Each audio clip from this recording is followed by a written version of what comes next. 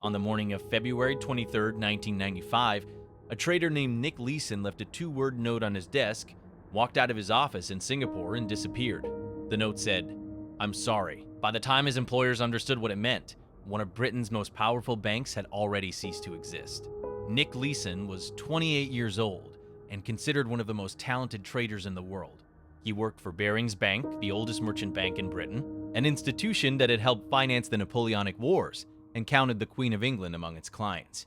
Leeson ran derivatives trading operations out of Singapore, working out of a glass-fronted office in the financial district, surrounded by screens and phones and the constant noise of the markets. By his own account, he enjoyed the work. He was good at it. His team was posting returns that made London headquarters delighted, and his bosses trusted him completely. He had also been given an unusual amount of authority for someone his age.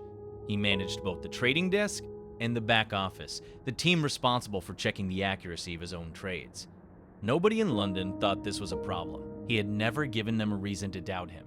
Life, for Nick Leeson, felt very much under control. Then, on January 17, 1995, the Earth moved. At 5:46 in the morning, a magnitude 6.9 earthquake struck the Japanese city of Kobe. It lasted approximately 20 seconds. When it was over, more than 6,000 people were dead. Over 300,000 had lost their homes, and entire neighborhoods had collapsed into rubble. The economic damage to Japan would eventually reach around $100 billion. The Nikkei 225, Japan's primary stock index, had already been falling for weeks before the quake. It sat at around 19,350 points on January 16th. After the earthquake, investors panicked. The Nikkei dropped sharply. Leeson had placed enormous bets, using derivatives called futures contracts, that the Japanese market would rise. Those positions were now losing money at a staggering rate. Each day, the Nikkei fell.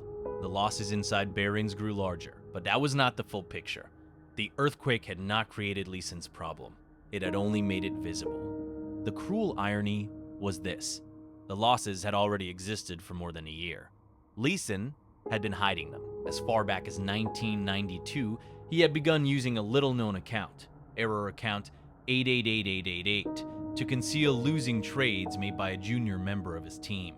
Rather than reporting those losses, he buried them in this account and continued trading, hoping to earn enough profit to cover them before anyone noticed. The strategy only required the market to cooperate. It never did. By the end of 1994, the hidden losses in account 88888 had already reached approximately £208 million. Leeson had been sending false reports to London for 2 years, and London had been celebrating his results as genuine. The earthquake did not cause the crisis. It simply made the losses grow so large, so quickly, that they could no longer be concealed. By late January, Leeson was trying to trade his way back to solvency. He doubled down, buying more futures contracts, betting the Nikkei would recover.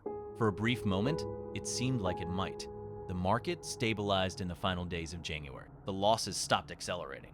In London, executives at Barings were still receiving reports suggesting the Singapore office was generating legitimate profits. There were questions beginning to surface. Requests from auditors in January for explanations of a £50 million receivable that did not make sense.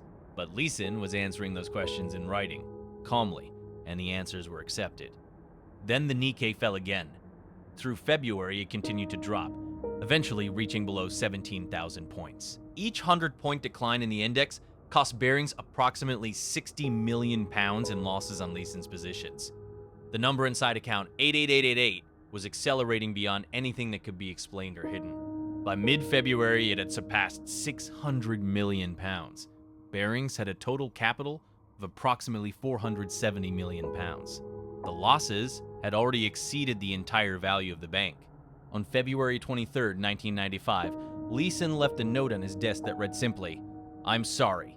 He and his wife flew out of Singapore that morning. He was 28 years old. The decision he had faced in those final weeks was one that carried real psychological weight. He could have come forward. At almost any point in 1994, the losses, though significant, might have been managed, absorbed, or at least contained with outside help. Barings had wealthy clients. It had institutional relationships. A loss of 100 or even 200 million pounds would have been painful, but it would not have been fatal. The bank might have survived a confession. Coming forward, though, meant facing the end of his career or almost certainly criminal charges. and the destruction of a reputation he had built from nothing. He had grown up in a council estate in Watford. He had no university degree. He had earned his way into one of the most prestigious financial institutions in the world, entirely on the strength of his performance, and that performance had been built, for years, on a lie. Confession meant losing everything he had constructed, so he kept trading. He kept filing false reports. He told himself the market would turn. He was wrong.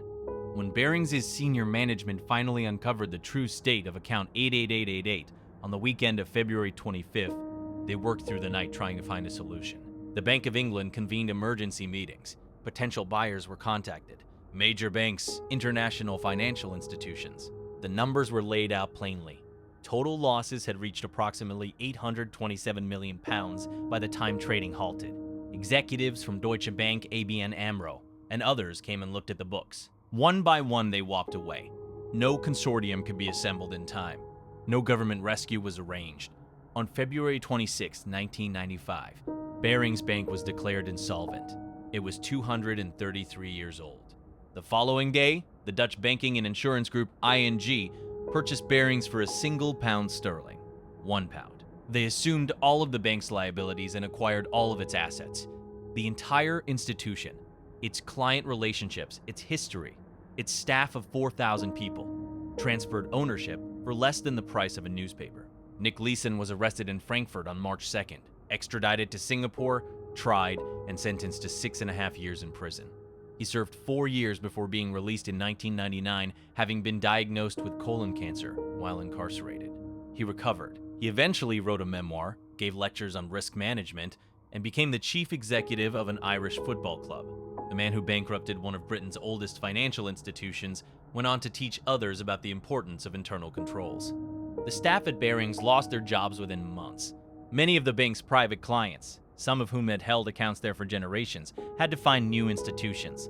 The Singapore office was shut down. Account 88888 was eventually reconciled and closed. The total losses recorded were £927 million.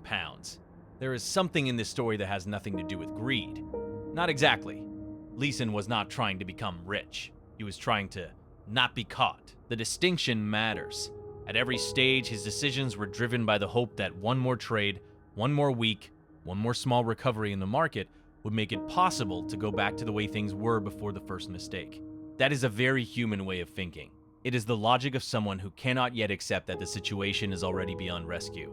Most people, in the middle of crisis, do not behave like villains.